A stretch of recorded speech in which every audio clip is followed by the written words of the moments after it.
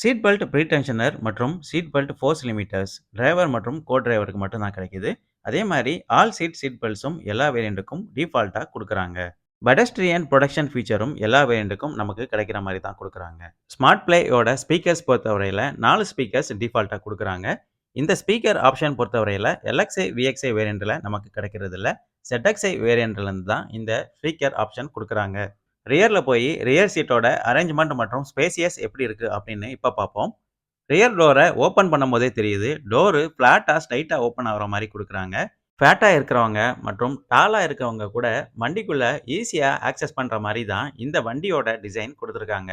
Door பொறுத்தவரையில full heart பிளாஸ்டிக்கால பண்ணியிருக்காங்க. இந்த கலர் ட்ரீட்மெண்ட் எல்லாமே பிளாக் கலர்ல தான் குடுத்துருக்காங்க. டோரோட லாக் மற்றும் அன்லாக் லிவர் பொறுத்தவரையில ஒரு சில்வர் குரோம் ஃபினிஷிங். பவர் விண்டோஸோட பட்டன்ஸ் எதுவும் டோர்ஸ்ல வர்றதில்ல. அதுக்கு பதிலா தான் டிரைவர் சீட் பக்கத்திலேயே பிளேஸ் பண்ணியிருக்காங்க.